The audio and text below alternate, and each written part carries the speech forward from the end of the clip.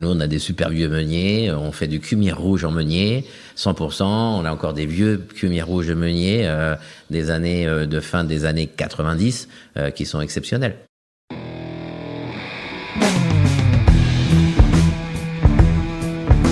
Le vin, le jaja, le pinard, le pif. Il existe une ribambelle de termes pour désigner ce breuvage que nous aimons tant, le jus de raisin fermenté. Et parce que vous et moi l'aimons passionnément, je vous propose de découvrir les secrets d'un bon vin. Parcourons ensemble le vignoble à la rencontre de vigneronnes et vignerons valeureux et engagés pour des discussions hautes en couleurs. Nous voyagerons à travers les régions, les cépages, les savoir-faire et les belles histoires du monde du vin. Je suis Romain Becker et je vous souhaite la bienvenue dans le bon grain de l'ivresse. Top, je suis un village champenois situé sur la rive droite de la Marne, à proximité immédiate d'Épernay. Mon vignoble se compose principalement d'un amphithéâtre exposé au sud qui me permet d'être régulièrement parmi les premiers à être vendangé. Je fais partie de la vallée de la Marne et pourtant mon cépage principal est le pinot noir. Je suis classé premier cru, je suis Cumière bien sûr. Et parmi les excellents représentants de ce beau village se trouve la famille Geoffroy. Depuis quelques années, leur cuvier est installé à Hailly. C'est là que j'ai rencontré Jean-Baptiste et sa fille Sacha. Pourquoi eux ? Tout simplement car c'est un de leurs champagnes qui m'a offert une des plus vives émotions de ces 12 derniers mois. Je voulais donc en savoir plus et vous emmener avec moi pour découvrir leur travail. Et je peux vous dire que je n'ai pas été déçu. Bonjour à toutes et à tous, je suis aujourd'hui à Hailly et particulièrement heureux d'être avec Jean-Baptiste et Sacha des champagnes Geoffroy. C'est des champagnes qui m'ont beaucoup marqué sur les 12 derniers mois, donc je suis particulièrement heureux d'enregistrer avec vous aujourd'hui. Et on va commencer par la question traditionnelle. Est-ce que vous pouvez vous présenter, s'il vous plaît ? Ouais, bonjour Romain. Donc moi je suis Jean-Baptiste Geoffroy, donc vigneron à Cumière. Donc essentiellement Cumière parce qu'on aime bien dire Cumière parce que notre vignoble essentiellement est sur Cumière. Aujourd'hui on est à Hailly. Il y a quelques années on a pris la décision de déménager de Cumière à Hailly par facilité de travail. Voilà, je suis donc la 3e génération à faire du vin dans la famille. Et donc c'est une affaire familiale qui continue avec toi, Sacha. Alors oui, bonjour Romain. Moi, du coup, je suis rentrée maintenant il y a 1 an parce que je suis partie pendant 5 années voyager un peu à droite à gauche avant de rentrer à la maison. J'avais envie de découvrir d'autres régions et aussi d'autres manières de travailler dans les vignes et en cave avant de rentrer. Et c'est quelque chose que j'aurais bien continué encore, même pendant 10 ans. Mais bon, 5 ans, c'était déjà très formateur. Et puis après, j'ai senti que c'était le moment de rentrer l'année dernière parce que quand on veut aussi commencer quelque chose, ça prend du temps, surtout dans les vignes. Donc voilà, maintenant je travaille avec mon père, ma mère et voilà. T'es prête pour faire la révolution au domaine ? Je vais essayer d'apporter ma patte, mais je pense pas que ce sera la révolution parce que avec mon père, on échange beaucoup, on discute beaucoup tous les deux et on s'entend bien sur nos idées, donc je pense qu'on avancera ensemble. Jean-Baptiste, je voudrais commencer par dérouler la pelote historique. Vous êtes la 3e et 4e génération, vous l'avez dit. Comment est-ce que ça a commencé l'aventure des champagnes Geoffroy ? Alors, l'aventure des champagnes Geoffroy, elle a commencé malheureusement pas très bien au début du siècle dernier par la guerre, la Première Guerre mondiale, puisque mon arrière-grand-père, qui était déjà vigneron, qui s'appelait comme mon père René Geoffroy, a malheureusement été tué à l'âge de 27 ans. Et donc, il n'a pas pu commencer à manipuler des bouteilles parce que mon grand-père était né, mais il avait 1 an. Voilà. Et donc, mon arrière-grand-mère s'est remariée avec quelqu'un du village qui s'appelait Monsieur Maître. Ils ont eu d'autres enfants ensemble. Et à sa majorité, la majorité de mon grand-père Roger, Monsieur Jules Maître, qui était donc le nouveau mari de mon arrière-grand-mère, a dit à mon grand-père, écoute, toutes les vignes qui viennent de la branche Geoffroy, elles ne sont pas à moi, elles te reviennent.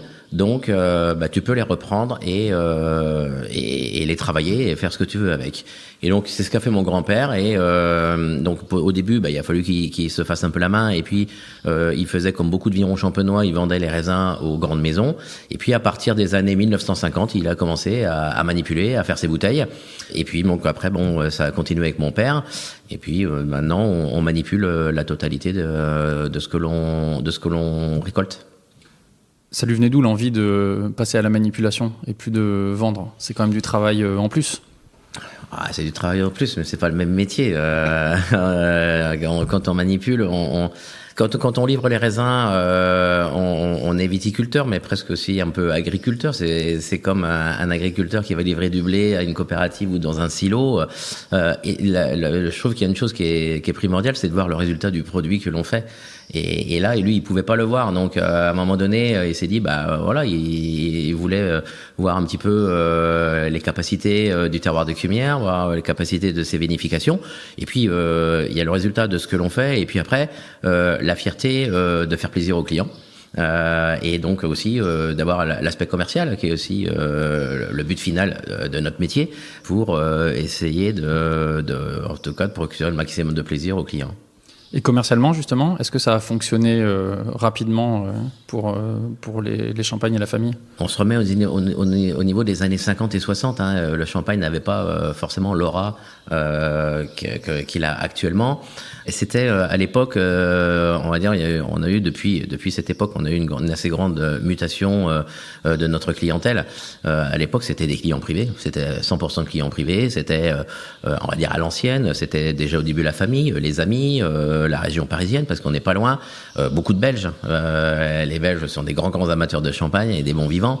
Si je me trompe pas, c'est le deuxième client export de la Champagne, il me semble, ou troisième. C'est un petit peu plus compliqué que ça, parce que ça dépend si on parle en export pur, c'est-à-dire quand on exporte via des importateurs, parce que les clients belges qui viennent en Champagne chez nous, ici, chercher quelques bouteilles, ils sont considérés comme de la vente France.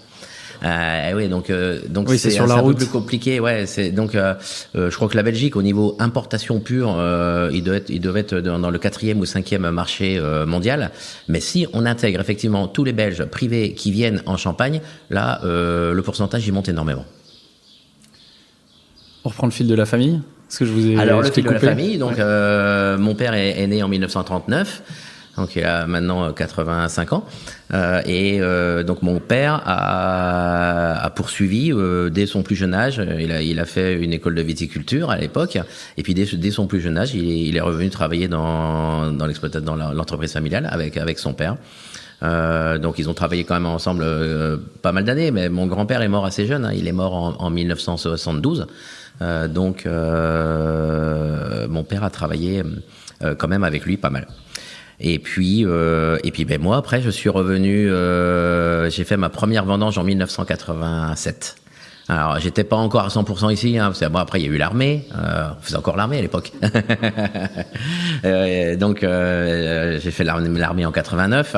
Mais j'ai commencé à vinifier ici avec mon père et puis avec un ami de la famille qui m'est très cher et qui était un peu mon mentor, qui s'appelle Pierrot, qui était quelqu'un d'autodidacte et qui était pour moi un passionné, un grand vinificateur. Et donc j'ai travaillé beaucoup avec lui. Quand moi j'étais beaucoup plus formé sur la partie viticole, vigne par mon père et la partie vinicole, vin par Pierrot, où j'ai quand même travaillé le vin pendant plus de 30 ans aux côtés de Pierrot. Et c'était un amoureux du bois. Donc ce qui explique qu'on a encore beaucoup de bois ici, aussi bien des barriques, des demi-muits ou des foudres. Qu'est-ce qui t'a appris, Pierrot? Pourquoi est-ce qu'il t'a marqué? Pierrot, il m'a appris l'art de la dégustation, il m'a appris la rigueur. La rigueur dans tout le travail, que ça passe partout, ça passe par l'hygiène, ça passe par le houillage, ça passe par... il m'a appris à fermer une porte de foudre en bois. Maintenant, il y a plus grand monde qui sait faire ça parce qu'on met que des portes inox partout avec les foudres. Bah, nous, on a encore que des foudres avec des portes en bois. Et il y a quand même une technique un peu particulière pour la fermer, pour être sûr que ça fuit pas, surtout quand on a des foudres de 40 ou 50 hectos. Voilà. Et puis, la dégustation. On faisait tous les assemblages ensemble. Et en Champagne, on a l'art de l'assemblage. Et c'est vrai que c'était un grand plaisir de partager tout ça avec lui. Est-ce que toi, tu as toujours voulu travailler au domaine ? Oui. Oui. Je dis toujours, depuis l'âge de 4 ans, j'étais derrière les basques de mon père, dans les vignes, dans la cave. Moi, j'ai jamais pensé un jour ou l'autre prendre une autre voie. Et tu disais qu'à la vigne, tu as appris de ton père ? Oui. Ouais. Qu'est-ce que tu as appris de lui ? Qu'est-ce qui t'a marqué ?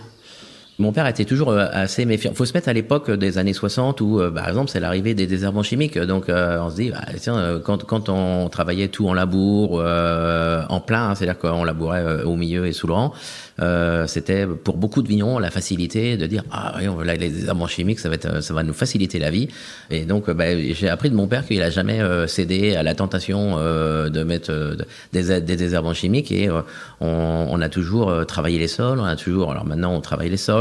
On tond, on essaie de s'adapter en fonction de chaque parcelle, de la vigueur de chaque parcelle.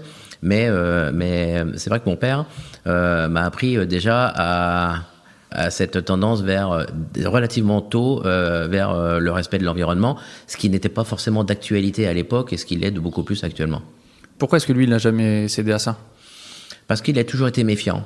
Il voulait pas, en tout cas, essuyer les plâtres. Et donc, c'est pour ça qu'il a toujours été méfiant. Et puis, comme il a vu que ça marchait très bien, au contraire, et puis que je pense que de toute façon, on avait exactement la même philosophie. Enfin, c'est plutôt moi qui avais la même philosophie que lui. Et puis, bon, on la partage aussi avec Sacha. Mais on pourra en reparler après. Mais c'est vrai que l'objectif principal pour nous, c'est l'équilibre dans le vignoble. Et c'est surtout intensifier au maximum la vie dans les sols. Parce que c'est ça qui va donner l'identité du terroir. Si on a un sol qui est là, qui paraît vivant en surface, mais qui est mort en profondeur, on n'arrivera jamais à donner d'émotion, on n'arrivera jamais à donner de l'identité dans nos vins. Et donc mon père, je pense que c'est vraiment ça qui l'a poussé à dire faut qu'on essaie de rester le plus naturel possible et que surtout on intensifie au maximum cette vie dans les sols. Sacha, cette philosophie, cette idée de la vie dans les sols, est-ce que c'est quelque chose qu'on t'a inculqué ou que tu as vu pendant tes voyages pendant 5 ans ? Moi, ça me parle beaucoup aussi. J'ai travaillé dans des domaines qui étaient, par exemple en Suisse, assez pionniers sur la biodynamie, le respect des sols. Chez qui, en Suisse ? Chez Marie-Thérèse Chapa. Okay. Et c'est vrai que quand on travaille dans des vignes comme ça, qui en plus sont compliquées à travailler parce qu'elles se trouvent dans les coteaux des montagnes, c'est pas du tout mécanisable, on peut y aller que à pied, et de voir comment sont les vignes et comment est l'environnement là-bas, moi ça m'a un peu bouleversée et je me suis dit j'espère, mon but quand je vais rentrer, c'est toujours de pouvoir garder cette philosophie en tête. Donc mon père, lui, il a déjà commencé un gros travail là-dessus. Maintenant, on fait notre propre compost, donc qu'on dynamise aussi. On essaye de limiter trop de passages de labour. On laisse enherbement naturel. Et puis derrière ça, moi je pense que, là cette année, mon père m'a laissé quelques petites parcelles expérimentales où je vais essayer de pousser encore un petit peu plus loin parce que sur une plus petite surface c'est plus facile. Donc de peut-être pas labourer du tout. Et puis essayer aussi d'apporter des extraits fermentés dans le sol, sur la plante, voilà. Pourquoi tu veux éviter de labourer ? C'est quoi l'idée ? Trop de labour, déjà trop de passages au tracteur ou au chenillard. À chaque fois qu'on passe, ça tasse. Et si on ouvre trop et qu'on retourne trop la terre sous le rang ou dans le rang, finalement, on déséquilibre tous ces horizons qui sont mis en place dans le sol, où on a des micro-organismes en aérobie et en anaérobie qui se retrouvent au mauvais endroit. Et finalement, ça peut être assez fatal pour l'équilibre du sol, aussi, je pense. Ouais, tiens, j'interviens aussi là-dessus. Pourquoi aussi on veut moins labourer? Parce qu'à chaque fois qu'on... Bon, alors déjà, labourer, attention, hein, c'est pas profond. Hein, on fait pas des gros labours comme dans c'est griffé plutôt on que griffe, labourer. ouais, c'est soit des disques ou des griffes, et sous le rang, c'est des intercepts. Mais c'est vrai qu'à chaque fois qu'on va remuer la terre, obligatoirement, on va provoquer une minéralisation de l'azote. Et cette minéralisation de l'azote va à chaque fois ramener de l'énergie à la plante.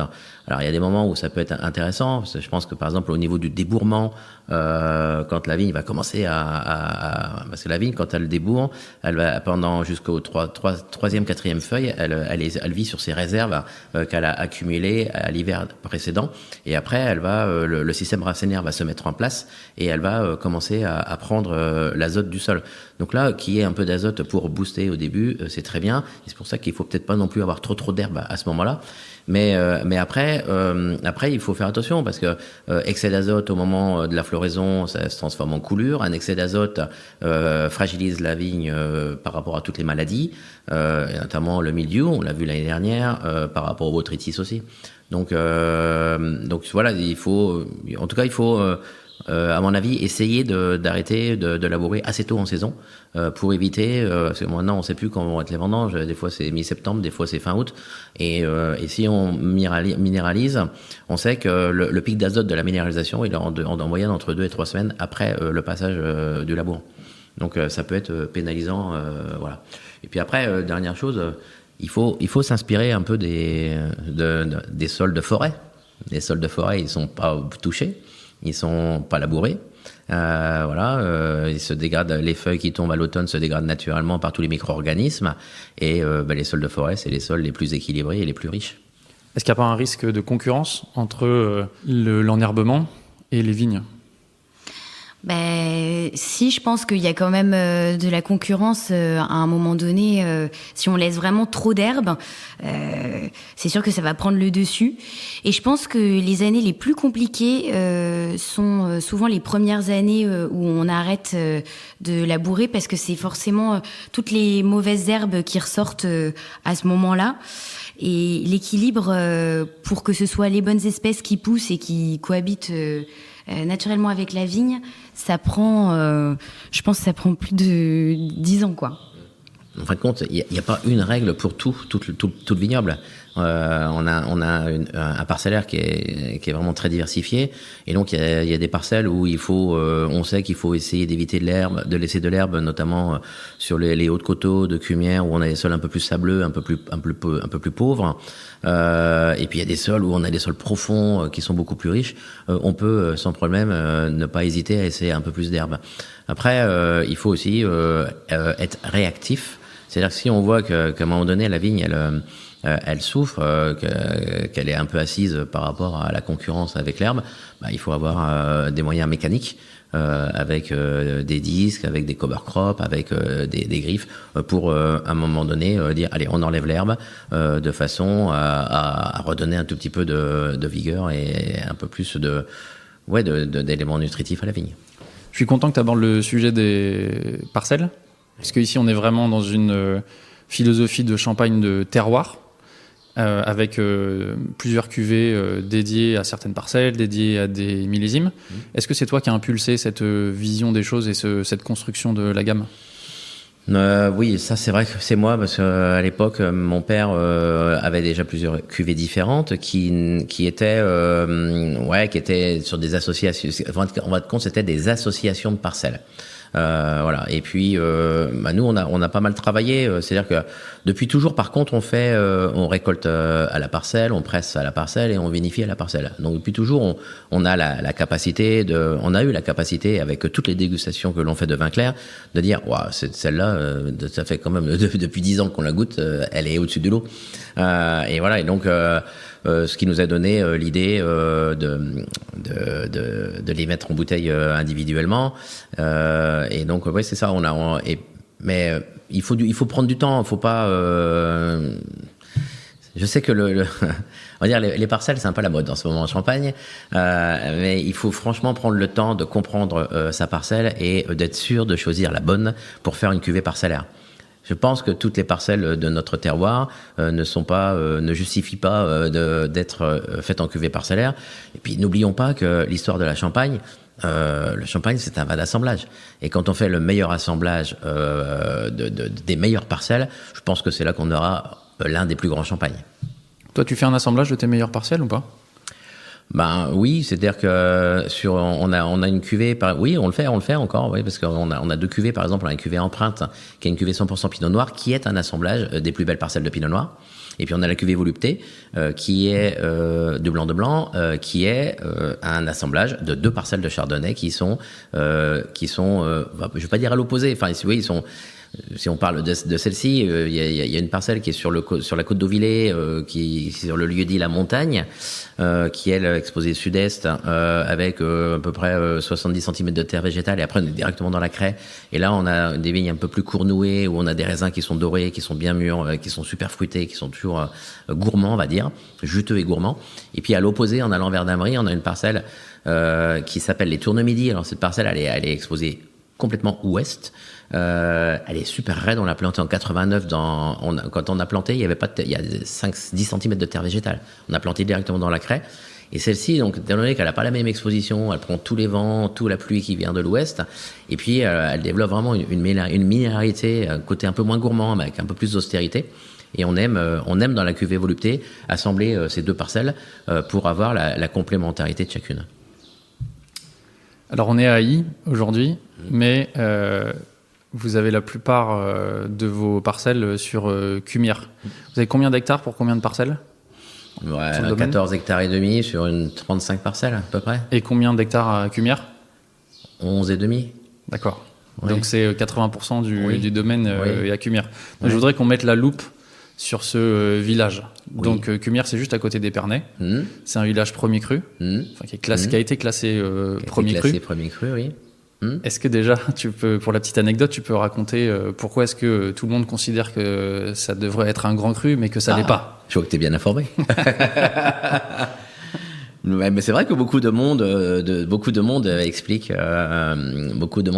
que Cumières aurait mérité le grand cru. Alors pourquoi Cumières aurait mérité le grand cru pour c'est quand même un vignoble où il y a exclusivement des coteaux, exposés plein sud. En règle générale, alors c'est un petit peu moins vrai avec le réchauffement climatique, mais si on repart sur les années antérieures, avec souvent le premier village à commencer les vendanges de la Champagne. On était même un peu jalousés par rapport aux autres villages. On se moquait un peu de nous, de dire oui, c'est toujours Cumières qui va commencer, mais en tout cas c'était vrai. Et voilà. Alors pourquoi Cumières n'a pas été plus haut dans l'échelle des crus? Bon, alors moi j'ai toujours entendu dire que, vous savez, dans chaque village il y a un représentant des vignerons. Il y a un représentant des vignerons, et là on remonte encore dans le passé, dans les années 60, et il y avait un des représentants des vignerons. Pareil, on se remet à l'époque où l'économie champenoise n'était pas aussi florissante, on vendait peut-être, les vendeurs au kilo ne vendaient peut-être pas aussi bien les raisins aux négociants, et donc le représentant des vignerons de la Champagne n'a jamais, parce qu'à un moment donné, c'est aussi je vais pas dire un peu politique, mais si un représentant ou un groupement de vignerons à l'époque où il y avait des reclassements faisait un peu pression en disant venez voir Cumières, venez voir comme c'est top, on mérite le grand cru. Et là c'était à l'inverse, c'est un représentant qui n'a jamais fait ça, et au contraire lui il voulait pas monter trop dans l'échelle des crus, parce qu'à l'époque le prix du kilo de raisin en Champagne était fixé par rapport à 100%. Et donc on mettait une décote jusqu'à 80%.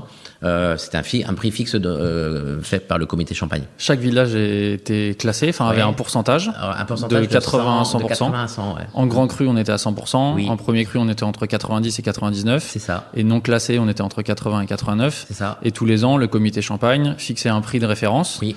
Pour le 1 kg de raisin, pour la vente d'1 kg de raisin, et on touchait, en fonction du village dans lequel on était, le pourcentage de ce prix-là, en fonction du pourcentage associé à son village. C'est ça. Donc si on était à Cumières, on recevait 93% du prix de référence. Si on est à Ambonnay, qui est un grand cru, 100%. on reçoit 100% du prix. Donc ça, c'est un système qui s'est terminé au début des années 2000. Ouais.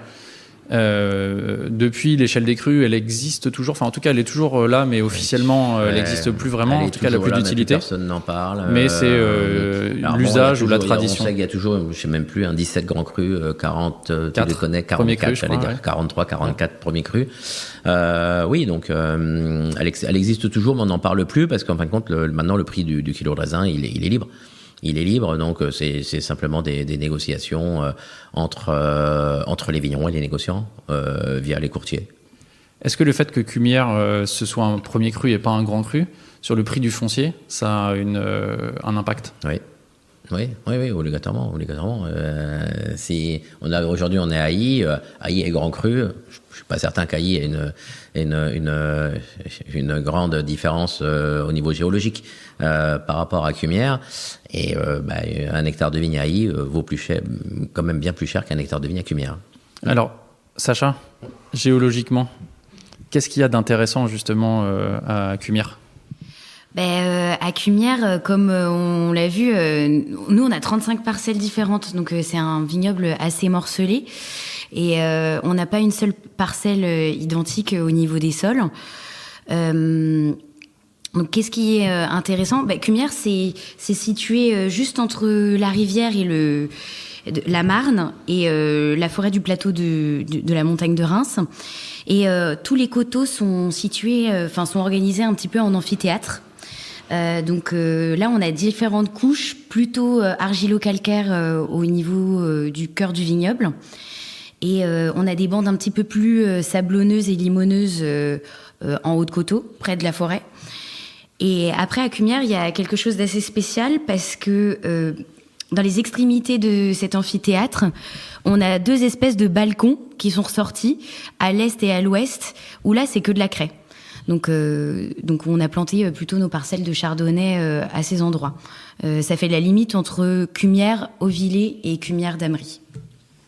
Ok, donc ça c'est plutôt, comme tu dis, c'est plutôt des terroirs propices au chardonnay, plus qu'au pinot noir. Pour là où il y a vraiment la craie, oui, mais après dans le centre du village, nous c'est quand même argilo-calcaire, donc majorité de pinot noir.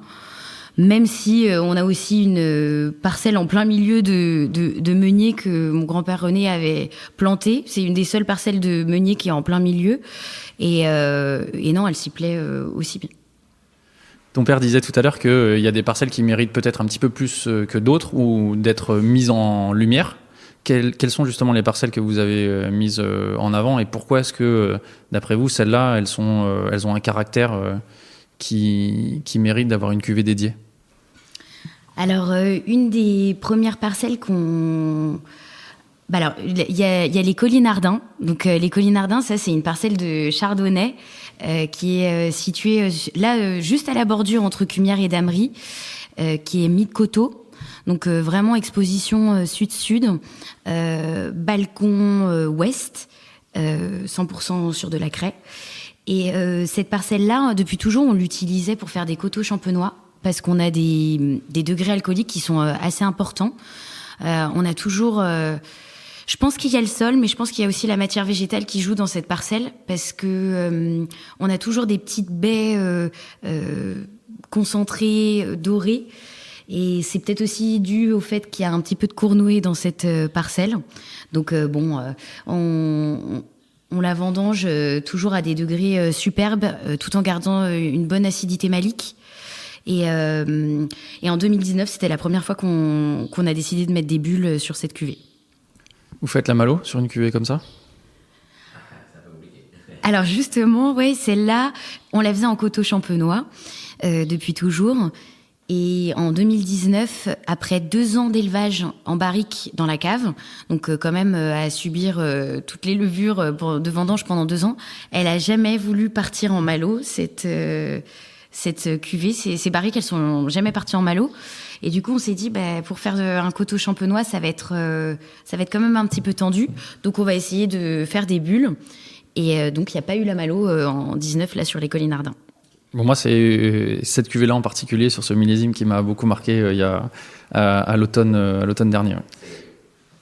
Ça, c'est la première donc cuvée que l'on a fait avec 2 ans d'élevage. Parce qu'en principe, on fait les mises en bouteille l'année suivant la récolte. Donc 2 ans d'élevage sur les vins clairs. Ouais, sur lit, ouais, sans aucun soutirage. En principe, nous, on fait les mises en bouteille au mois de juillet suivant l'année de la récolte. Et là, comme on attendait que la malo puisse partir, on voulait pas ensemencer en bactéries lactiques. Donc, comme on attendait que la malo parte, on s'est dit on va la garder 1 an de plus. Et puis, on s'est dit souvent avec le printemps, avec le réchauffement, ça va partir. Et puis, c'est jamais parti. Donc, puis à la dégustation, c'était quand même extrêmement bon. Donc, on s'est dit on va pas l'assembler, on va la tirer pure. Et c'est la première fois qu'on l'a fait. Voilà. Sacha, tu peux nous parler des 2 autres cuvées avec la collerette verte là, qui sont des parcellaires, s'il te plaît? Oui. Donc ensuite, c'est les tierces-saudes. Donc c'est la fameuse parcelle dont je vous parlais tout à l'heure qui se trouve en plein centre du vignoble, qui est entourée de pinot noir. C'est une des seules parcelles de meunier. Et moi, cette parcelle, je l'adore parce que on se trouve mi-coteau. On est en exposition sud-ouest. C'est un terroir assez complexe.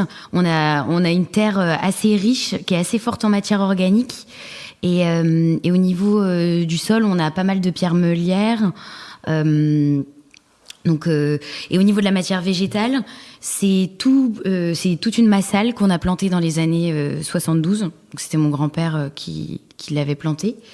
Et au final, c'est assez chouette de voir une vieille massale de meunier comme ça dans le vignoble, parce que même au niveau des grappes, on voit que toutes les grappes sont assez différentes les unes des autres. Il y a des structures complètement différentes.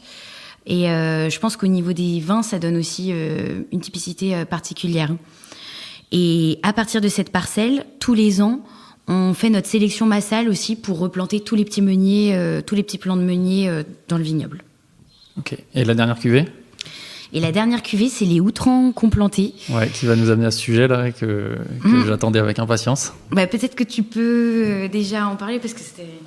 Ouais, les outrans complantés. Donc, alors, l'histoire de cette parcelle, l'origine, en fin de compte, l'idée est venue d'Alsace. C'était en 2001. Je fais un voyage avec quelques vignerons champenois en Alsace et on croise la route de Jean-Michel Leis. Et quand on goûte les vins de Jean-Michel, qu'on l'écoute, qui nous emmène dans ses vignes, qui nous montre les vignes avec les arbres, avec ses complantations, on peut pas rester insensible. Et c'est vrai que ça m'a bien marqué. Et au retour, je me suis dit, mais c'est vrai qu'on n'y pense pas, mais en Champagne, on pense toujours que le chardonnay il doit être sur des terrains très calcaires, plutôt de l'argilo-calcaire avec pas mal d'argile sur les pinots, on peut mettre des sables sur les meuniers, mais on pense pas à dire on peut tout mettre ensemble, puisqu'on récolte tout séparément, on va faire des assemblages derrière, mais l'idée était de dire on va essayer de faire de la complantation. Donc au retour, j'ai arraché une des belles parcelles du terroir qui était en pinot noir à l'époque, qui s'appelle les Outrans. Sur un terroir, c'est le terroir qui est à droite là-haut, qui est un terroir sans doute l'un des plus complexes du terroir de Cumières. Et puis donc en 2005, on a décidé de replanter. Donc à l'époque, comme c'était un peu le début, on a planté 5 cépages. Donc on a planté les pinots, meuniers, chardot. Et puis on a mis de l'arbane et du petit mélier. Voilà. Et puis donc l'idée d'avoir cette complantation, c'est franchement de ne pas parler de cépages, jamais. On ne connaît même pas les pourcentages et on veut pas les connaître. En revanche, on veut parler de terroir. On veut dire que là, on veut montrer dans cette cuvée la plus belle identité de cette parcelle et du terroir de cette parcelle. Donc avec aucune influence, on essaie d'avoir aucune influence qui peut, dans notre méthode de vinification derrière, qui peut interférer ou donner une personnalité autre que le terroir. Je veux dire par là, c'est qu'on après, on vinifie pas du tout en bois, c'est fait en cuve en acier émaillé, bien sûr tout en levure indigène. En principe, il n'y a pas de malo. Donc, comme toute la gamme, pas de collage, pas de filtration, voilà. Avec le recul, ça fait 20 ans que c'est planté. Quel enseignement tu tires de ce choix ? Alors, l'enseignement de ce choix, on en est assez satisfait, même plus que satisfait, puisqu'on projette l'année prochaine de refaire une autre parcelle en complantation. Dans les années, alors déjà, premièrement, on trouve un équilibre. Même si on pourrait croire que certains cépages un peu plus tardifs, comme l'Arban, va décrocher, ça sera pas mûr alors que les autres sont mûrs. Et au bout de quelques années, on s'aperçoit qu'il y a vraiment une bonne homogénéité dans la maturité des raisins. Tu vendanges tout en même temps? On vendange tout en même temps. Tu presses tout ensemble? Oui, tout ensemble. Tout est fait ensemble dès le départ. L'Arban va peut-être être un tout petit peu moins mûr, mais après ça va donner de l'équilibre, c'est-à-dire que l'Arban va compenser peut-être un peu le manque d'acidité que va nous donner le Chardonnay, qui va être un peu plus mûr, et tout ça, ça va bien se compenser. Donc ça, c'est au niveau gustatif, et puis après au niveau culture du vignoble, on se rend compte, parce que juste autour de cette parcelle, des Houtrans, juste au-dessus, on a une parcelle que de 100% Pinot Noir. Pas très loin, on a les Tiersautes que Sacha vient de vous parler, qui est 100% meunier.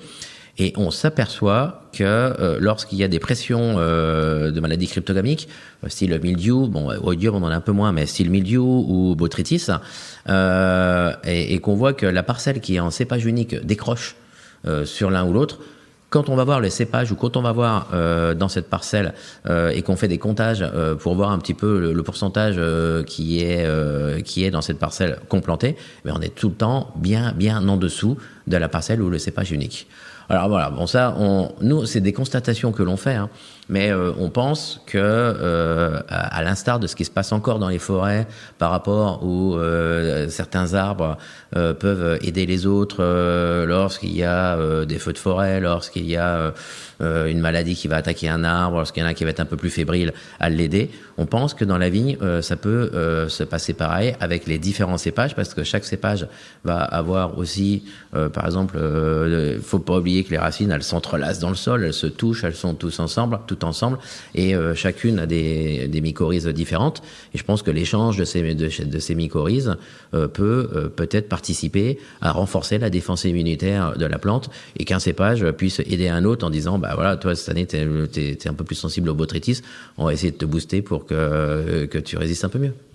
Est-ce que sur la prochaine parcelle que tu veux complanter, tu penses à élargir encore le pool en mettant du pinot blanc et du pinot gris? Je vais laisser Sacha la parole parce que c'est plutôt son projet. Alors Sacha? C'est un projet, ça va être un assez gros projet. Là, on va faire une complantation de pinot. Donc pinot blanc, pinot noir, pinot meunier, pinot gris. Donc on cherche un petit peu partout en Massal.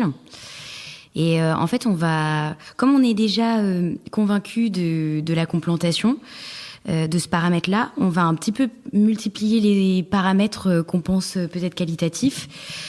Donc là, on va faire de la haute densité, mais plus haute densité. On va passer de 10 000 à 14 000. C'est le maximum qu'on peut... 14 000 pieds par hectare? Ouais.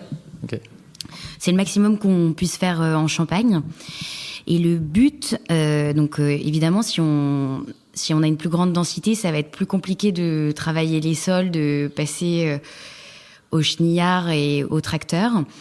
Donc là, on va mettre des échalas sur chaque pied pour déjà, dans un premier temps, ne plus rogner la vigne, donc la laisser pousser complètement avec son apex et suivre tout son cycle. Et du coup, ne pas avoir de fil palisseur du tout dans cette parcelle. Qu'est-ce que tu cherches avec la haute densité? À la haute densité, moi j'ai travaillé en Bourgogne chez Olivier Lamy, et lui, il fait de la haute densité sur tout son vignoble. Et c'est vrai que ça m'a assez convaincue de travailler avec lui à ce sujet, parce qu'il avait des vignes de différentes densités où on goûtait les différentes barriques, les différents vins. Et c'est vrai que, je sais pas, au niveau de la dégustation, il y avait une énergie différente quand il y avait plus de densité. Parce que je pense qu'une plus grosse densité, ça crée aussi plus de concurrence entre les pieds. Ça les force un petit peu plus à s'enraciner et pas à profiter de tout ce qu'il y a en surface. Est-ce qu'il n'y a pas un risque que les années comme 2022 ou 2023, par exemple, où il y a un peu moins d'eau, où il y a beaucoup de chaleur, que la concurrence, elle pose un problème?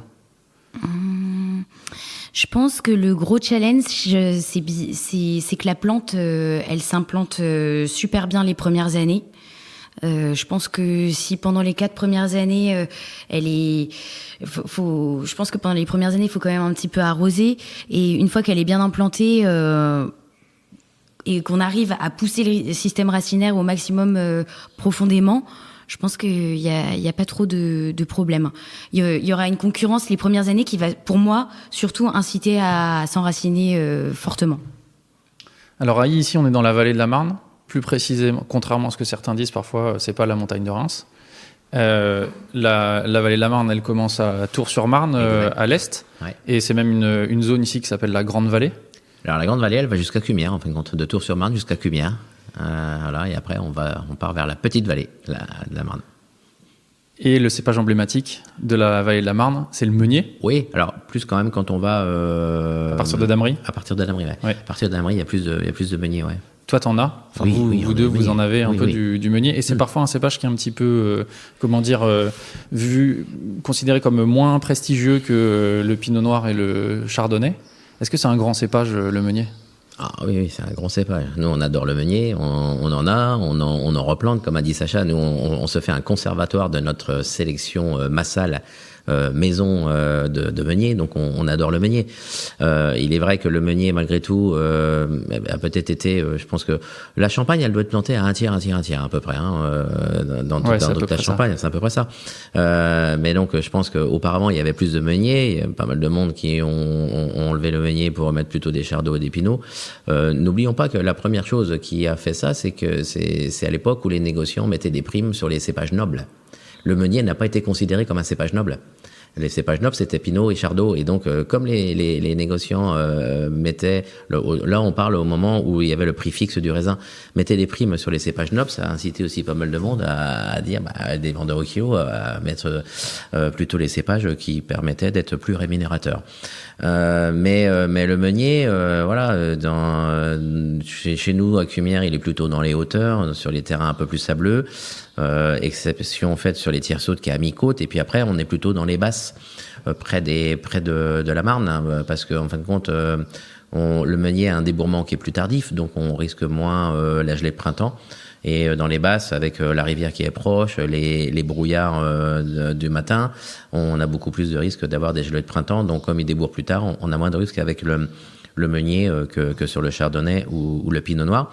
Et puis alors après, le meunier est aussi un cépage un peu plus compliqué à travailler, parce qu'il va être un peu plus sensible aux maladies, notamment au botrytis. Nous, on voit très bien qu'il a quand même beaucoup plus de sensibilité au botrytis. Donc, faut essayer de le travailler. Mais moi, les vieux meuniers, il y a aussi un cliché du meunier qu'on dit que les meuniers vieillissent pas. Ouais. C'est un cépage fruité, oui. facile à boire. Nous, on a des super vieux meuniers. On fait du cumier rouge en meunier, 100%. On a encore des vieux cumiers rouges de meunier des années de fin des années 90 qui sont exceptionnels.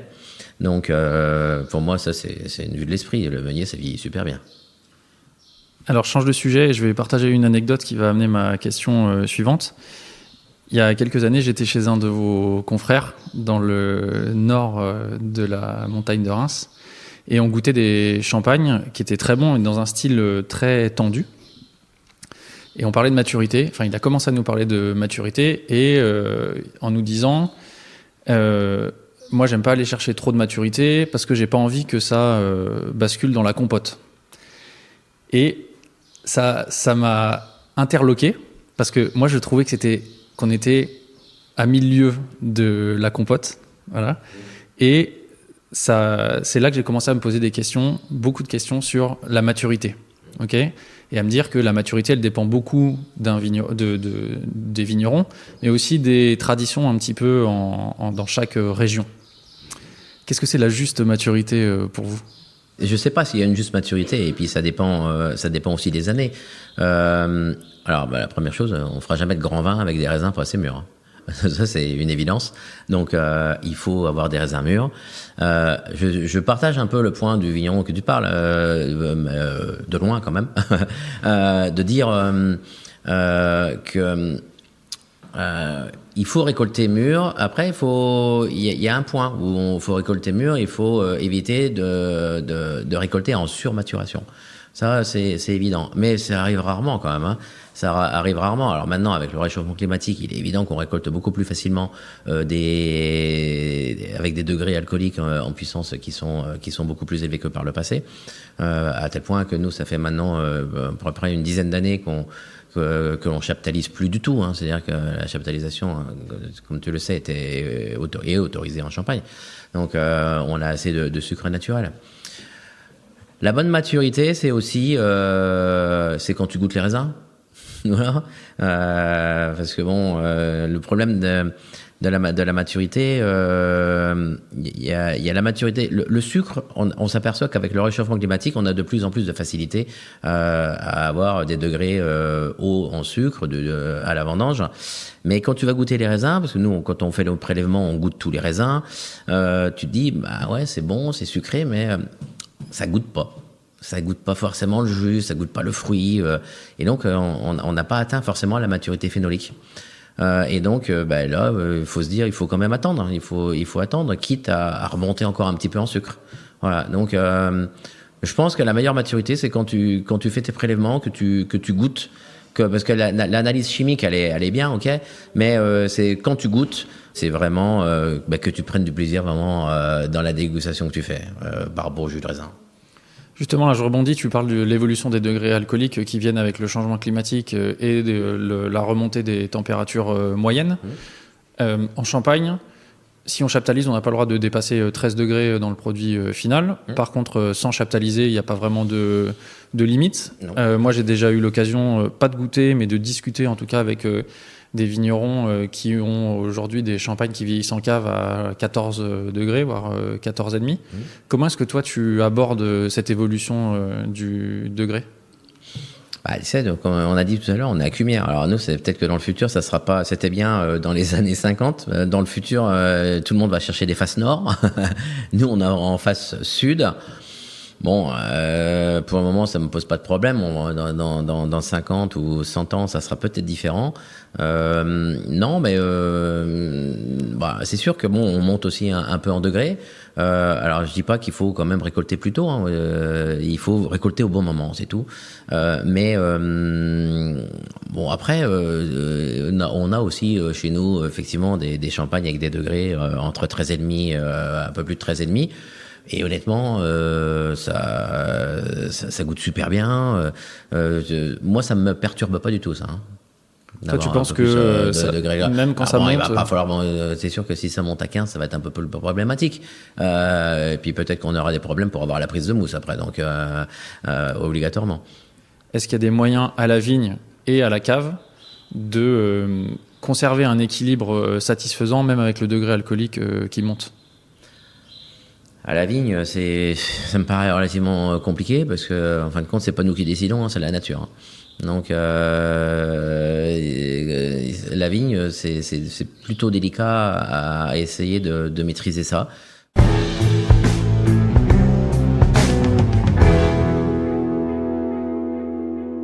Alors, on vient de faire une toute petite pause. Il y a eu du passage et puis petite pause toilette. On était en train de discuter de moyens possibles pour essayer de modérer un petit peu les degrés alcooliques. On a succinctement abordé la vigne, mais je crois, Jean-Baptiste, que tu voulais plutôt nous parler de possibilités que tu avais en cave. Oui, en cave, je pense qu'il y a une possibilité de contrôler et maîtriser un petit peu plus la montée en puissance de l'alcool. Il y a quelques vignerons qui commencent à le faire. Nous, on n'a jamais expérimenté encore. C'est faire des prises de mousse avec du jus de raisin. Parce qu'en fin de compte, la prise de mousse, donc d'utiliser le jus de raisin en tant que liqueur de tirage, parce qu'à chaque fois que nous, on va rajouter du sucre pour faire la prise de mousse, on va rajouter 24 grammes de sucre par litre. 24 grammes de sucre par litre pour avoir les 6 kilos de pression vont donner une augmentation du degré alcoolique à peu près à 1,2 degré, 1,3 degré du degré initial. Donc si tu as un vin qui au départ à 11, tu vas finir à 12,2, 12,4.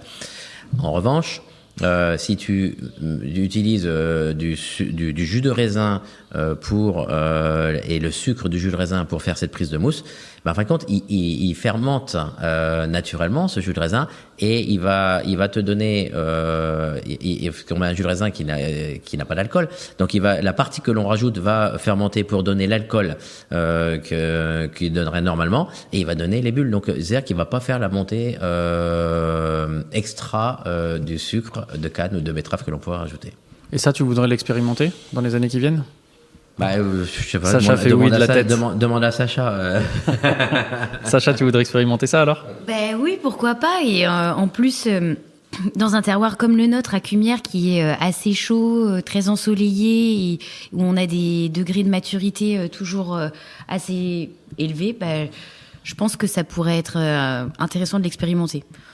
Alors c'est déjà un sujet qu'on avait un petit peu abordé avec Quentin et Marine de chez Vincey, qui effectivement font aussi des expérimentations, eux, puisque ils sont assez, j'allais pas dire inquiets, mais ils regardent un petit peu les degrés alcooliques, comment ça se passe. J'avais compris qu'il y avait, ceci dit, un potentiel problème quand on voulait millésimer les cuvées, parce qu'en Champagne, on doit avoir 100% de raisins de la même année pour pouvoir millésimer. Et donc, il y a des personnes qui font ça, qui congèlent du mou, c'est ça, pendant 1 an pour pouvoir tirer l'année d'après. Donc, c'est une solution qui a quand même quelques complications, d'après ce que j'ai compris. Peut-être déjà pour ce côté millésime, mais aussi au niveau technique et pratique. C'est vrai que c'est un système qui nous demanderait de congeler des quantités de mou assez conséquentes. Et c'est des quantités de mou qui, en plus, sont dans l'appellation Champagne.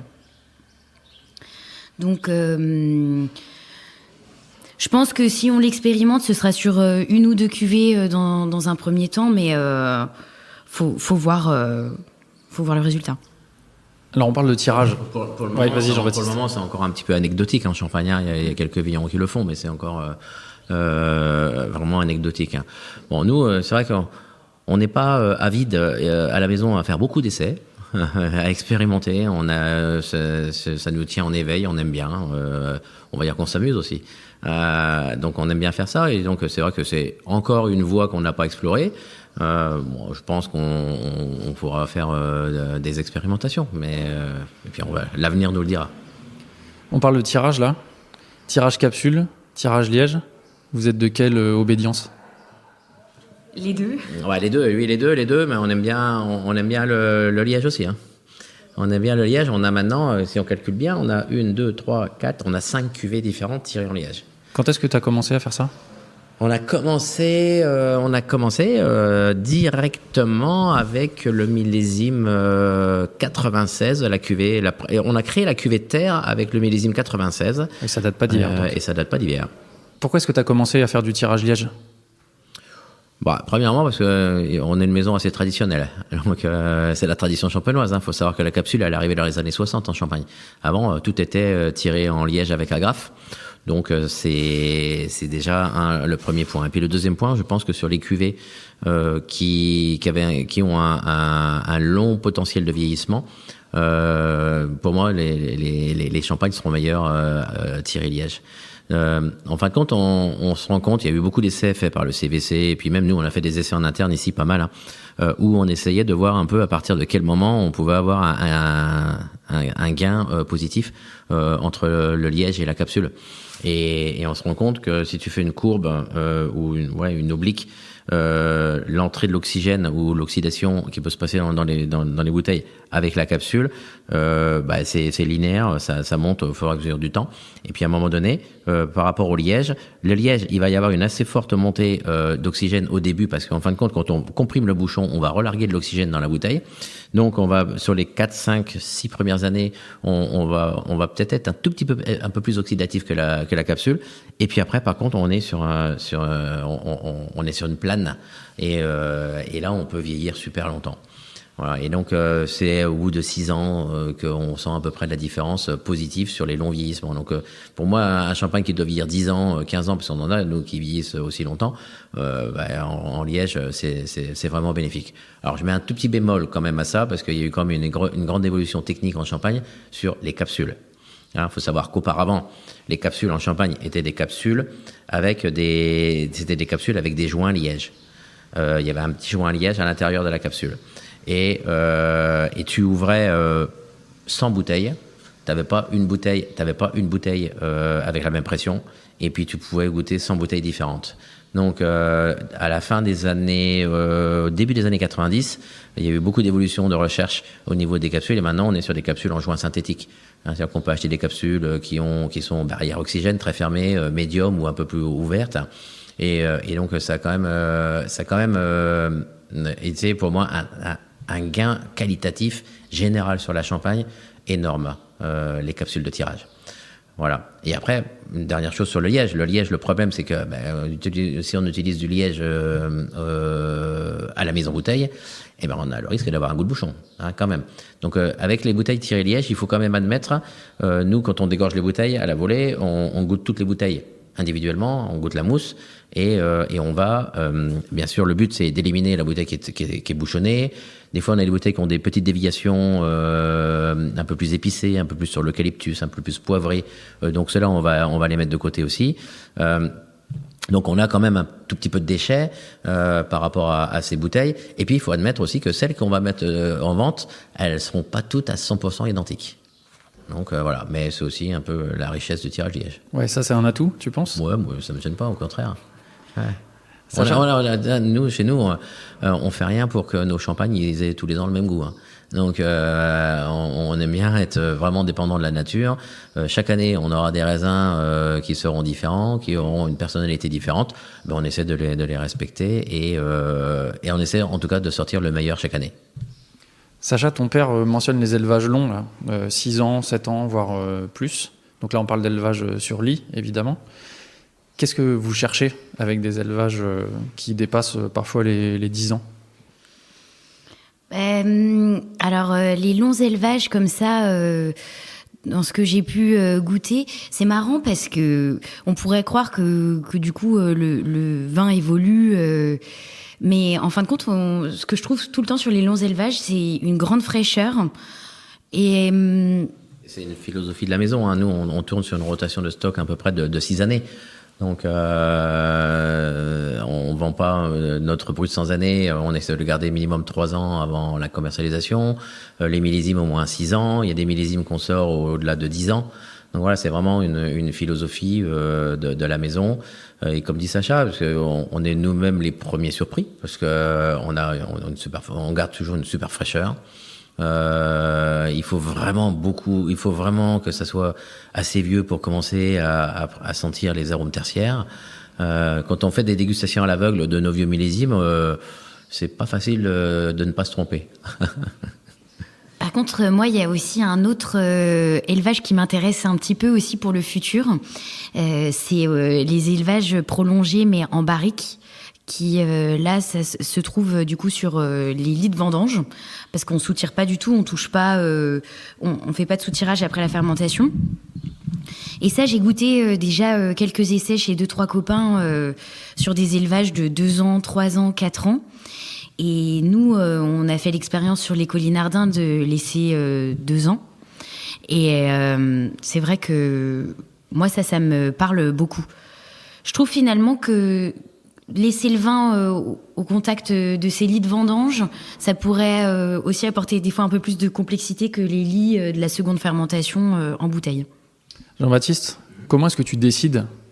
Quels sont les critères qui te font dire « Ok, celui-là, ça va pouvoir vieillir 7, 8, 10 ans ». Qu'est-ce qu'il faut comme qualité au vin au départ pour qu'il supporte un élevage aussi long ?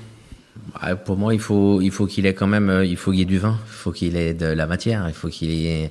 Voilà, si on voit qu'on avait un vin un petit peu plus pauvre, ce qui peut arriver, je pense qu'il faut qu'il y ait le potentiel. Et le potentiel, c'est quand tu l'as en bouche, on parle au niveau des vins clairs. Au niveau des vins clairs, c'est de la matière, du volume, quelque chose qui implicitement te prouve que on va pouvoir aller loin dans le temps. Voilà. Mais ça, c'est aussi bien sur un pinot noir, un meunier ou un chardot. Après, on va te dire oui, mais les chardots sont plus élégants. Oui, ok. Mais voilà. Bon, il y a ça. Après, j'aime bien aussi, on essaie de tout faire aussi pour essayer d'avoir les pH qui restent assez bas. Voilà, je pense que c'est aussi c'est pour moi un élément qui est aussi assez important pour favoriser et garder cette acidité, parce que cette acidité qui va être peut-être un petit peu mordante dans la jeunesse, s'il y a la matière dans le vin, celle-là, elle va se fondre, elle va vraiment retrouver son équilibre dans le vieillissement par rapport au vin. Et si tu as une acidité un petit peu mordante au début, mais que ton vin, derrière, il est un peu pauvre, il manque un petit peu de profondeur, cette acidité, elle va jamais se fondre et elle sera toujours un peu, même 10 ans après, elle sera toujours un peu mordante et un peu gênante. Voilà, et donc c'est pour ça que je pense que c'est un équilibre entre tout ça, entre les acides, et le corps et la matière du vin. Est-ce que vous avez déjà essayé et comparé des cuvées où vous dégorgez une partie, vous gardez une partie sur lit et vous comparez à la dégustation au fil des années comment ça évolue? Alors, oui, on a déjà fait des essais comme ça. On se rend compte. Alors après, ouais, on pourra parler aussi. Je sais pas si on parle un peu des dosages, parce que ça me fait penser un peu au dosage. Oui, les vieillissements. La question, c'est si des bouteilles qu'on va laisser plus longtemps. Ouais, tu prends une cuvée, tu dégorges une partie au bout de 5 ans. Et ensuite, tu compares au bout de 10 ans, qu'est-ce qui s'est passé, quelle est la différence entre celle qui a été dégorgée et celle qui n'a pas été dégorgée? Automatiquement, celle que tu vas dégorger plutôt tardivement, elle va avoir plus de fraîcheur que celle que tu as dégorgée auparavant. Ça, c'est presque systématique. Tu vois, nous, on va sortir bientôt des collections de cuvées terres. Donc, nos cuvées terres, c'est le cuvée haut de gamme de la maison. Là, en ce moment, on vend un millésime 2015 et on va bientôt ressortir des millésimes 2004 et 2005. On va dire en deuxième vie. Et ceux-là, on les a gardés sur latte avec les levures. En revanche, comme je pense que c'est des vins comme maintenant qui ont 20 ans, on les dégorge, on va les remettre en vente prochainement, mais on les a dégorgés, donc là, on a 300 bouteilles de chaque, on les a dégorgés il y a 2 ans et demi. Là, c'est ce qu'on appelle les dégorgements tardifs ou les RD, des choses comme ça. Je pense que il faut quand même un certain temps pour que le vin retrouve son authenticité, retrouve son équilibre après un dégorgement sur un vieux millésime. Voilà, et je pense que 2 ans et demi, c'est le bon créneau pour qu'il retrouve. En plus, on les dose un tout petit peu, donc que le sucre se marie aussi. Alors, on se dirige tout doucement vers la fin de l'interview. Sacha, donc toi, tu es la nouvelle génération. Qu'est-ce que tu veux faire de nouveau ou qu'est-ce que tu as envie d'expérimenter dans les années qui viennent? Du coup, oui, là, le retour est tout frais. Et c'est vrai que pendant les 5 prochaines années, je pense que j'ai vraiment envie de me concentrer à fond sur la vigne. En plus, à la maison, on a une équipe dans la vigne qui commence un petit peu à vieillir, qui est là depuis 30 ans. Donc, c'est une équipe qui connaît tout, de toutes les parcelles, les cours d'eau, les passages à lapin, les pierres où passer. Donc, moi, j'apprends beaucoup d'eux. Et donc, j'ai envie de me concentrer là-dessus. Après, au niveau de la vigne, c'est vrai que je vais faire pas mal d'expérimentations là avec la complantation. Tout ce qu'on va replanter, j'ai envie que ce soit en complantation maintenant parce que c'est quand même une réponse à notre sens vis-à-vis du réchauffement climatique et des aléas au niveau des maladies. Et rapporter toujours, essayer de travailler le plus naturellement possible, essayer de faire avec nos moyens et les défis climatiques. Et puis les moutons, ouais, j'entends à côté par Jean-Baptiste. Non mais parce que ça c'est nouveau, ils sont nouveaux depuis 2 semaines. On a des parcelles un peu compliquées, donc rapporter des méthodes qu'on utilisait avant, qu'on a un peu oubliées parce que tout s'est accéléré. Et au final, moi je suis assez passionnée par les vieux bouquins de Champagne, par les vieilles histoires dans les vignes, parce que je pense que les vieux, ils avaient quand même de très bonnes idées dans les vignes. Ils se tuaient un peu au boulot aussi quand même, mais si on peut garder une grande partie de ce qu'ils faisaient tout en l'abordant quand même avec notre société actuelle, c'est sympa. Alors on arrive à la dernière question traditionnelle de ce podcast. Est-ce que vous êtes heureux dans ce que vous faites aujourd'hui? Ah bah oui, très heureuse. Très heureuse. Oui, non, je disais, c'est un métier qui a plein de facettes différentes où on s'ennuie jamais. Et en plus, on travaille en famille. Moi, je suis très heureuse. Bah ouais, moi, bien sûr que je suis heureux. Et puis, je suis heureux que Sacha soit revenu me rejoindre et nous avec Karine. Ce qu'il faut, c'est se lever le matin et puis prendre du plaisir. Voilà, c'est tout. Se dire, c'est pas encore une journée. Alors, c'est pas toujours facile. Hein. Il y a comme dans tous les métiers, il y a des moments qui sont plus ou moins agréables. Mais bon, après, il faut faire la part des choses et puis rester positif. Mais non, on est super heureux de travailler avec Sacha pour transmettre. Et puis la transmission, c'est quand même bien. C'est voilà, 4e génération, donc ça s'arrête pas, donc c'est bien. Merci beaucoup à tous les deux. Merci beaucoup.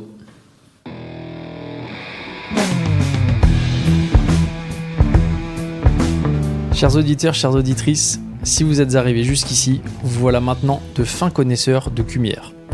Pour en saisir toute la dimension, il va maintenant falloir goûter. Alors rendez-vous chez les Geoffroy, en mentionnant le podcast, les portes vous seront grandes ouvertes. Merci Jean-Baptiste, merci Sacha pour votre accueil et pour cette discussion passionnante.